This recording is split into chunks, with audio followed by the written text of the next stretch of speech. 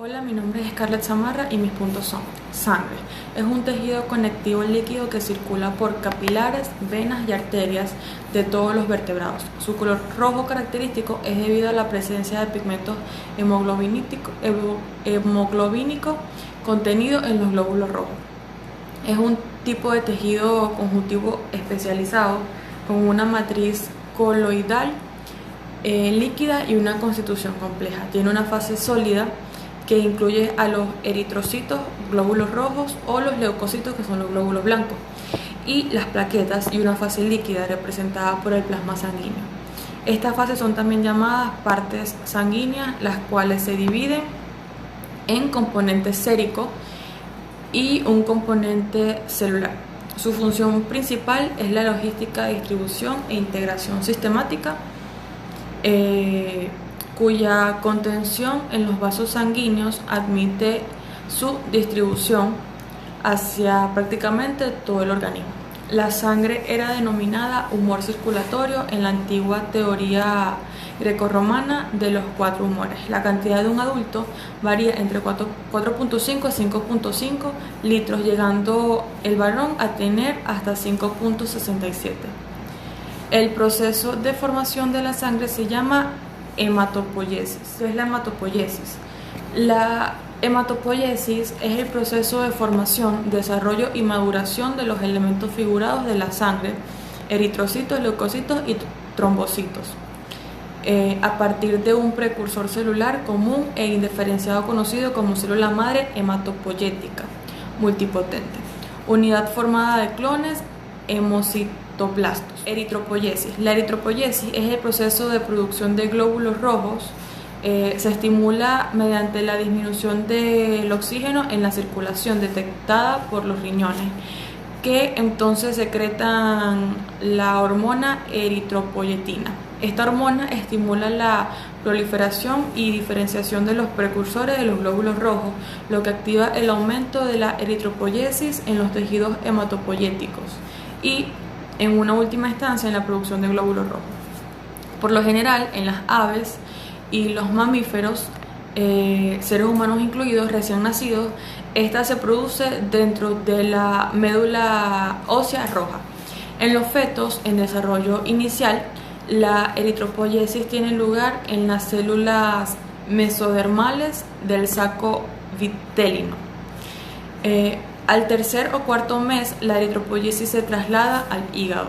Transcurrido 7 meses, la eritropoiesis tiene lugar en la médula ósea.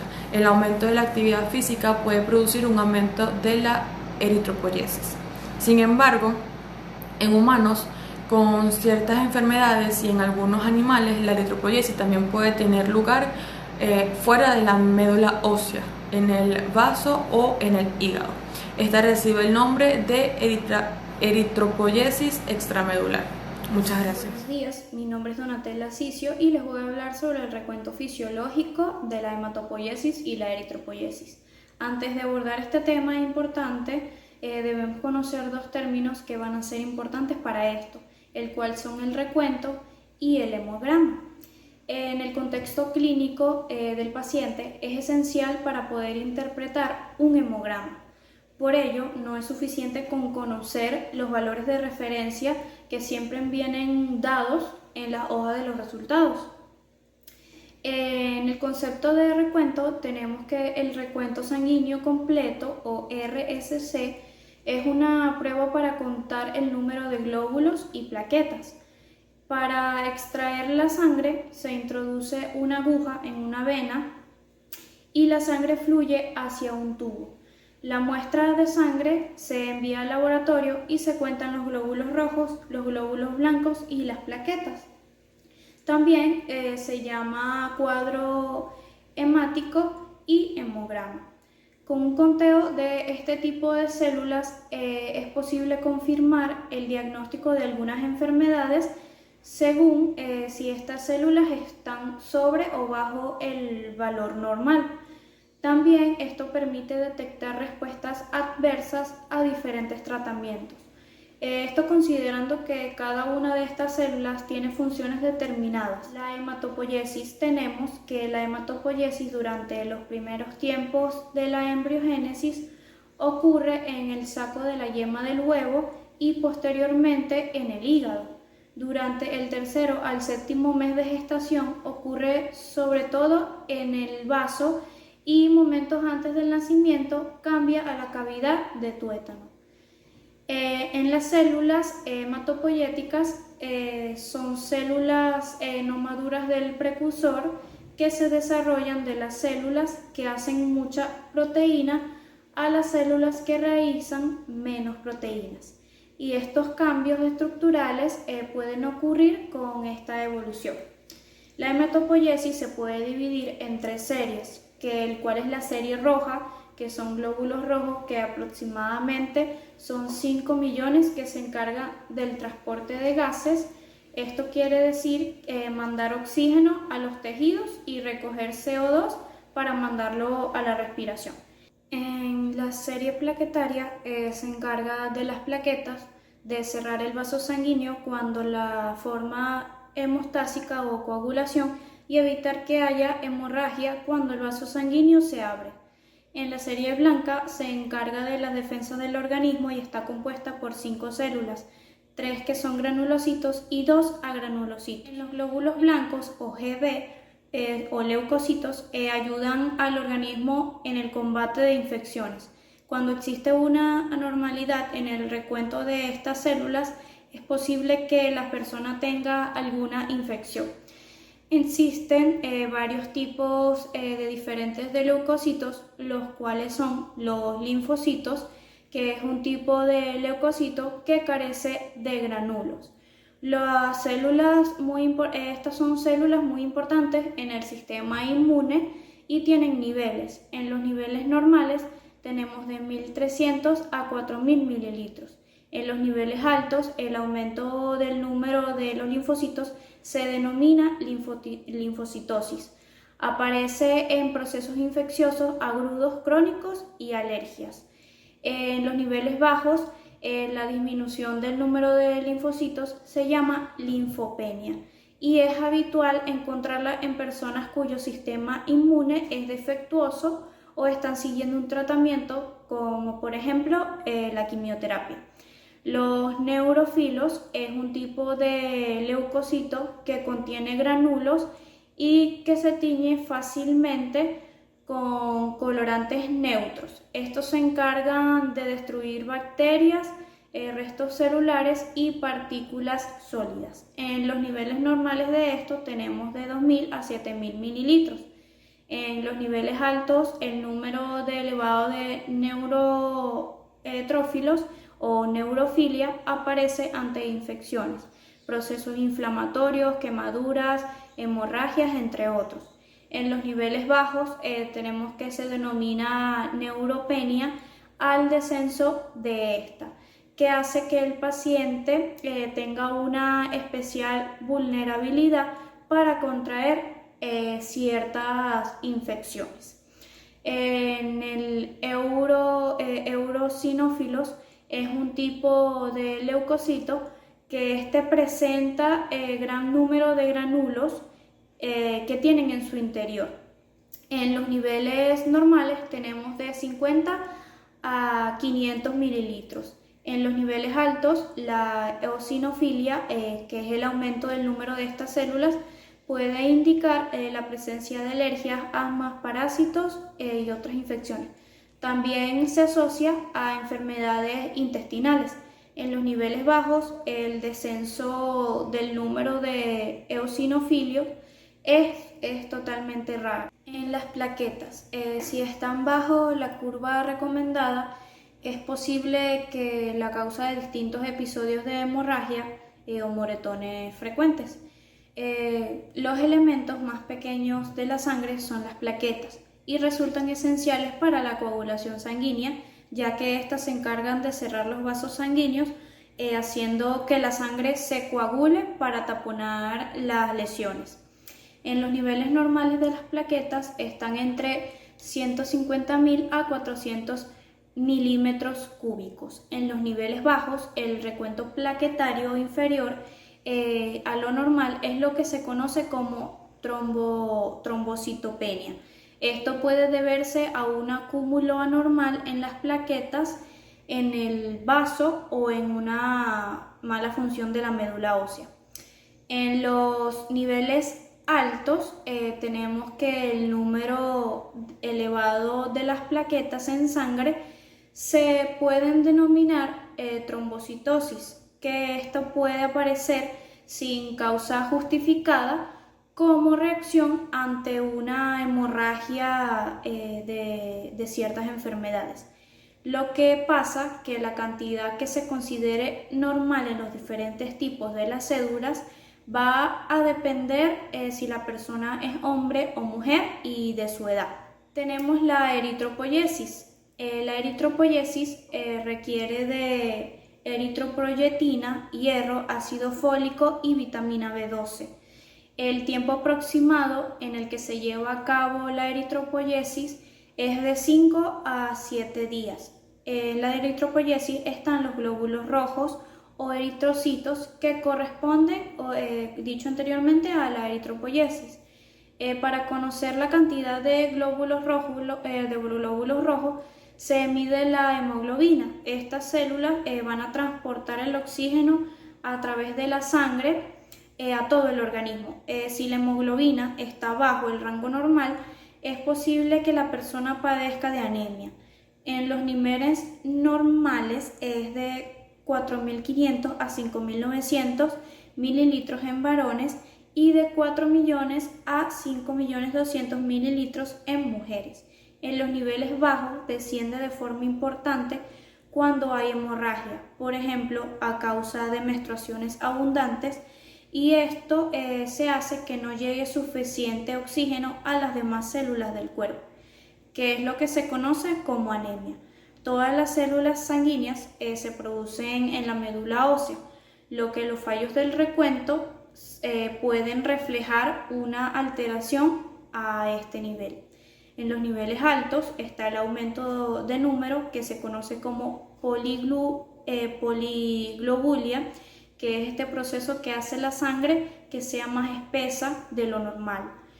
En general, ante una disminución del oxígeno en la sangre, el organismo suele responder elaborando más glóbulos rojos. Tenemos ahora la cámara de Neubauer. En la diapositiva coloqué una foto específica, que es la determinación por unidad de volumen que se suele realizar por métodos automatizados, como es el caso de la citrometría, los cuales son muy utilizados en el ambiente sanitario, o por métodos manuales, que es mediante el microscopio. Con las cámaras cuentaglóbulos se puede determinar al microscopio en nuestras células por unidad de volumen de un líquido. En el caso de la sangre podría ser, por ejemplo, el número de eritrocitos por milímetro cúbico. La cámara de Neubauer se trata de un portaobjetos de vidrio grueso que está dividido en 4 zonas. 2 zonas laterales donde se apoya el cubreobjeto y 2 zonas centrales donde se depositará la muestra. Al colocar el microscopio se observa una especie de cuadrícula donde se va a diferenciar 9 cuadrados, de los cuales los más importantes serán los 4 laterales y el central. En el cuadrado central es donde se realiza el recuento de eritrocitos y glóbulos rojos. Se trata de un cuadrado de 5 cuadrantes que están divididos cada uno en 16 cuadrados pequeños. Los cuadrados laterales se utilizan para el recuento de leucocitos o glóbulos blancos. Cada uno de estos está dividido en 16 cuadrados pequeños. Recuento de eritrocitos. Una vez recibida la muestra de sangre en un tubo anticoagulante, lo primero que se hará será invertir el tubo suavemente para que la homogeneización de la muestra. Para ello estaremos utilizando el reactivo IEM, que es un líquido isotónico que contiene formaldehído, que actúa como fijador celular, y citrato sódico como anticoagulante. En un tubo limpio haremos una disolución de 1:200 colocando 995 microlitros del reactivo y 5 microlitros de sangre, mezclando nuevamente con suavidad para su homogeneización. Luego, realizar la disolución con la cámara limpia, colocaremos un cubreobjeto en una superficie. Con una pipeta se tomará 10 microlitros de la muestra de sangre diluida y se depositarán poco a poco en la zona central de la cámara, apoyando la punta de la pipeta en el lateral superior o inferior del cubreobjetos e introduciendo la muestra poco a poco para evitar que ésta se desborde o se produzcan burbujas, que es recomendable mantener cierta inclinación en la punta de la pipeta y la cámara para facilitar la entrada de la muestra.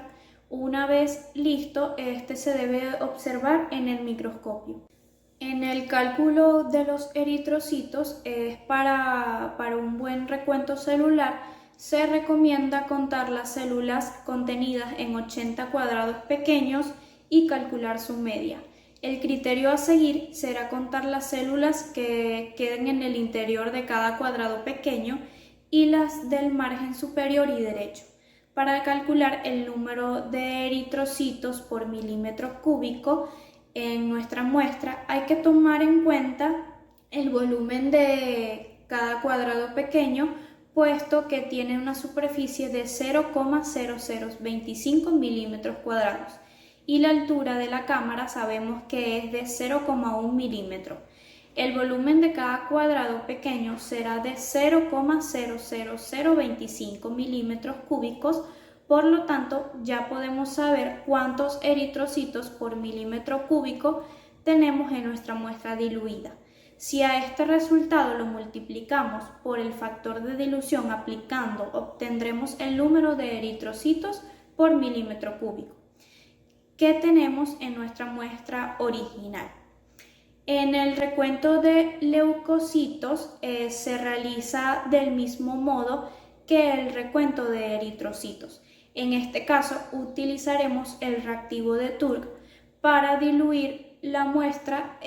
Se trata de un líquido hipotónico que contiene violeta de genciana para teñir ligeramente los glóbulos blancos y ácido glaciar para alisar los eritrocitos. El número de leucocitos en sangre es menor que el número de eritrocitos, por lo que la dilución utilizada será menor en este caso, al cual haremos una dilución de 1:20 añadiendo 950 microlitros del reactivo y 50 microlitros de sangre.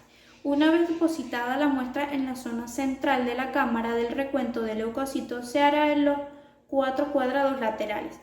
Para un buen recuento celular se contarán los 4 cuadrados en su totalidad siguiendo el mismo criterio que en el recuento de eritrocitos y se calcula su media. Los cálculos de leucocito.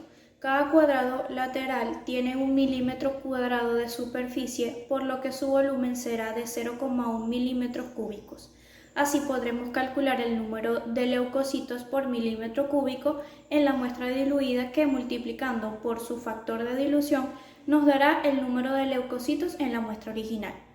Y por último tenemos el recuento de plaquetas, que se conocen varios métodos para el recuento de plaquetas, pero no se dispone de uno satisfactorio, debido a que la dificultad plantea contar pequeños corpúsculos.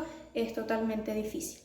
El método directo es el método de Ries-Ecker. El procedimiento se realiza primero tomando una muestra de sangre anticoagulada con EDTA. Esto se realiza una disolución de 1:200, es decir, una parte de sangre y 999 partes de diluyente. Se llenan ambos lados de la cámara, se deja sedimentar durante 20 minutos en una cámara húmeda. En este caso es la Neubauer, que es la que estamos hablando. Evita el exceso de la cámara que se observa en el microscopio con el objetivo de 100x, que es una medida de la cámara, inicialmente, y se empieza a contar en el cuadrado central de la cámara y posteriormente se observa a 40x. Se cuentan las plaquetas en los cuadrados utilizados para el recuento de eritrocitos y en ambos lados de la cámara se toma el promedio de las dos cuadrículas. Al hacer el recuento, esté seguro de que la luz no sea brillante y constantemente rote el tornillo micrométrico hacia atrás y hacia adelante. Por último, para hacer los cálculos de acuerdo a la fórmula para el cálculo de eritrocitos, está el cálculo de plaquetas. El número de las plaquetas contadas por 1 entre volumen de dilución, pero lo más sencillo es utilizar un factor en el cual es 100.000 y simplemente se multiplica el número de plaquetas contadas por 10.000. Por ejemplo, si contamos ambos lados de la cámara y obtenemos 25 células, vamos a multiplicar 25 por el factor que es 10.000 y eso nos va a dar un valor de plaquetas por milímetro cúbico.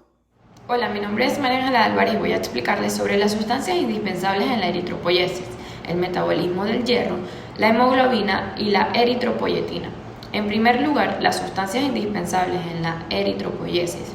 Hay dos factores reguladores de la producción de hematíes, que son la eritropoyetina y la oxigenación tisular, para mantener regulada dentro de límites muy estrechos la masa total de eritrocitos en el sistema circulatorio. Siempre hay un número adecuado de eritrocitos disponibles para proporcionar el suficiente oxígeno a los tejidos, sin que éste sea excesivo para dificultar la circulación de la sangre. La eritropoyetina es el principal factor estimulador de la producción de hematíes. Esta es una hormona circulante que se produce en los riñones en su mayor parte, entre un 80 y un 90%, y el resto se produce en el hígado, lo que explica que cuando se enferman los dos riñones se produzca una anemia muy importante, ya que la eritropoyetina formada en el hígado solo es suficiente para producir un tercio de las hematíes necesarias. La oxigenación tisular es el otro gran factor regulador de la producción de hematíes. Cualquier situación que provoque una disminución en el oxígeno transportado a los tejidos aumenta la formación de eritrocitos a través de la estimulación de la producción de eritropoyetina. Sucede, por ejemplo, en el caso de una anemia aguda producida por una hemorragia, es decir, la disminución del número de eritrocitos, o en la exposición crónica a grandes alturas en las que hay una disminución de la concentración de oxígeno en el aire atmosférico. Hay además dos vitaminas necesarias para la maduración de los hematíes desde la fase de proeritroblastos, que estas son la vitamina B12 o también llamada cianocobalamina y el ácido fólico, que son necesarias para la formación del ADN. Si faltan, se produce una anemia de hematíes grandes o megaloblastos que tienen una membrana débil y frágil, con lo que se rompen con facilidad, siendo su periodo de vida menos de la mitad de lo normal. Por tanto, el déficit de vitamina B12 o de ácido fólico causa una anemia por fallo en la maduración de los eritrocitos. Metabolismo del hierro. El hierro es un componente esencial de la hemoglobina, ya que es necesario para que ésta sea sintetizada. El organismo de un varón adulto contiene en total 4,5 gramos de hierro, de los cuales alrededor de un 75% se encuentra dentro de la hemoglobina, en los hematíes. Aproximadamente otro 5% está dentro de la mioglobina, que es una proteína muscular, y diferentes enzimas, y el resto se almacena en forma de ferritina, principalmente en el hígado, pero también en el vaso y en la médula ósea. El hierro que se ingiere en una dieta normal es de unos 15 y 20 miligramos al día. Es absorbido a través de las paredes del intestino delgado en cantidades que dependen de las necesidades del organismo, aproximadamente un 10%. De modo que, aunque se ingieran alimentos muy ricos en hierro, solo se absorberá el necesario al interior del organismo y el restante será eliminado en las heces. Una vez es absorbido, el hierro pasa a la sangre y se combina de inmediato con una proteína del plasma llamado apotransferrina, dando lugar a la transferrina, con la que es transportado hacia las partes del cuerpo donde se necesita, como la médula ósea. La transferrina se une de forma muy fuerte a unos receptores situados en la membrana de las células y los complejos transferrina-receptor son interiorizados por la célula y una vez que están en el interior de la célula, el hierro es incorporado al grupo hemo, en el caso de si se trata de un eritroblasto o almacenado combinándose con la proteína apoferritina, situada en el citoplasma celular para dar lugar a la ferritina. Este hierro almacenado en la ferritina se llama hierro de depósito. La ferritina puede almacenar diferentes cantidades de hierro en función de las necesidades. De este modo que cuando la cantidad de hierro en el plasma disminuye, el hierro se libera de la ferritina de forma fácil, sale al exterior celular y puede ser transportado por la transferrina hacia las células que lo necesitan. Los varones excretan cada día cerca de 1 miligramo de hierro, principalmente por las heces o por descamación de las células de la piel y del intestino. Las mujeres, por otro lado, pierden cantidades adicionales de hierro por la menstruación hasta 2 miligramos por día. La cantidad de hierro obtenida cada día con la dieta debe ser por lo menos igual a la que se pierde por el organismo. Hemoglobina. La hemoglobina es una proteína globular que está presente en altas concentraciones en los glóbulos rojos y se encarga del transporte de oxígeno del aparato respiratorio hacia los tejidos periféricos y del transporte de dióxido de carbono y protones hidrógeno de los tejidos periféricos hasta los pulmones para estos ser excretados. El principal componente de los eritrocitos es la hemoglobina. La hemoglobina se encuentra disuelta en agua conjuntamente con otros componentes del eritrocito como enzimas y glucosa. La hemoglobina se sintetiza en los precursores de los eritrocitos en la médula ósea, desde la etapa de normoblasto basófilo, pero el 80% de la síntesis ocurre en la etapa de normoblasto policromatófilo. Los valores de hemoglobina varían de acuerdo con la altitud sobre el nivel del mar y la edad del individuo, pero en general los valores normales en sangre de hemoglobina son entre 13 y 18 gramos por decilitro de sangre en el hombre y 12 y 16 gramos por decilitro de sangre en la mujer. En condiciones normales, la concentración de hemoglobina en la sangre es el resultado de un equilibrio entre la producción y la destrucción diaria. La cantidad total de hemoglobina se calcula multiplicando la concentración de hemoglobina por el volumen sanguíneo total.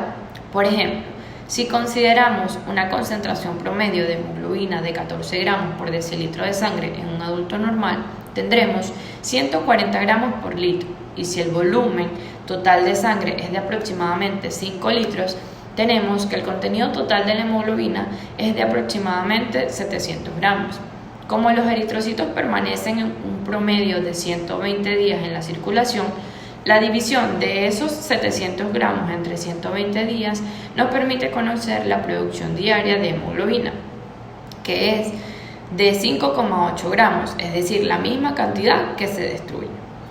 La mayor parte de la hemoglobina se encuentra en el interior de los eritrocitos, pero debido a que normalmente el 15% de la destrucción de los mismos ocurre en el espacio intravascular, se pueden encontrar menos de 5 gramos por cada 100 mililitros de hemoglobina libre en el plasma, que rápidamente es captada por proteínas especiales como lo son las aptoglobinas, la albumina y la hemopexina. Eritropoyetina es una hormona producida principalmente por los riñones. Esta juega una función primordial en la producción de las células de la serie roja, es decir, los hematíes o eritrocitos, que como ya he mencionado antes son las células encargadas de transportar oxígeno desde los pulmones hacia el resto del organismo. El cuerpo utiliza un sistema de retroalimentación dinámica para ayudar a mantener una concentración suficiente de oxígeno y una cantidad relativamente estable de glóbulos rojos en la sangre. La eritropoyetina se sintetiza en los riñones y se libera a la circulación en respuesta a la disminución de la concentración de oxígeno en sangre, es decir, hipoxemia. Esta se transporta a la médula ósea, donde ejerce su función estimulando la producción de hematíes. la hormona mantiene su actividad durante un periodo de tiempo relativamente corto, eliminándose posteriormente por la orina. A medida que la concentración de oxígeno en sangre vuelve a la normalidad, los riñones reducen la producción de eritropoyetina. Sin embargo, si existe una lesión renal o si los riñones son incapaces de satisfacer la demanda de eritropoyetina, la cantidad de hematíes producido será insuficiente. Entonces la persona desarrollará una anemia. De manera similar ocurre en el caso si existe una falta de respuesta a la estimulación por parte de la eritropoyetina a nivel de la médula ósea. Entonces también se presentará una anemia. Esto puede acontecer en trastornos de la médula ósea, así como enfermedades crónicas como artritis reumatoide. Origen de la eritropoyetina. Aunque la sangre era objeto de estudio desde la antigüedad, no fue hasta el siglo XIX cuando se comprendió su origen y su función. El descubridor de la hemoglobina fue Felix Hope Seyler. Por su parte, Ernst Neumann encontró que la sangre se formaba en la médula. En el año 1893, Friedrich Miescher indicó que los glóbulos rojos se formaban cuando había una disminución de oxígeno en la sangre. Y no fue hasta el año 1905 cuando Paul Carnot y su asistente Clotilde de Flandre formularon la hipótesis de que una hormona regulaba la producción de eritrocitos o glóbulos rojos. Más adelante, K. R. Reisman y Alan J. Erstle corroboraron la existencia de tal hormona. A partir de esto, comenzaron a implementar un nuevo tratamiento contra la anemia. John Adamson y Joseph H. Bach confirmaron el mecanismo de producción de la hormona. Y a mediados de los años 80, la eritropoyetina logró sintetizarse en el laboratorio. Función de la eritropoyetina. La principal función de la eritropoyetina es la de acelerar el proceso de producción y maduración de los glóbulos rojos. Logran aumentar el porcentaje de estos en la sangre. Los glóbulos rojos son las células que se encargan fundamentalmente de transportar oxígeno a las demás células del organismo, como ya he mencionado anteriormente. Cuando el aporte de oxígeno se reduce, unos sensores estimulan la producción de eritropoyetina por parte de los riñones, concretamente en las células peritubulares de la corteza renal. Una pequeña parte también se produce desde el hígado. Este proceso hace que el volumen de glóbulos rojos vuelva a su estado normal. De este modo, siempre hay una relación inversa entre los valores de eritropoyetina y los valores de hemoglobina. Diariamente se generan alrededor de 200.000 millones de glóbulos rojos. Sin embargo, la producción de esto no es la única función de la eritropoyetina. Últimamente también se ha observado que actúa a otros niveles. Se han encontrado receptores de eritropoyetina en tejidos no hematopoyéticos. El efecto de la eritropoyetina a nivel del sistema nervioso central podemos decir que tiene un efecto neurotrófico y neuroprotector que previene la muerte de las neuronas ante el estímulo hipóxico o del glutamato. Este efecto neuroprotector ha sido confirmado en investigación clínica en pacientes con infarto cerebral agudo. Con respecto a la acción de la eritropoyetina sobre los vasos sanguíneos, estimula la angiogénesis y la producción de endotelina y otros mediadores vasoactivos. Igualmente, existen receptores de eritropoyetina en los cardiomiocitos y uno de los focos de investigación es su papel protector del miocardio. Esta es nuestra exposición. Muchas gracias por su atención.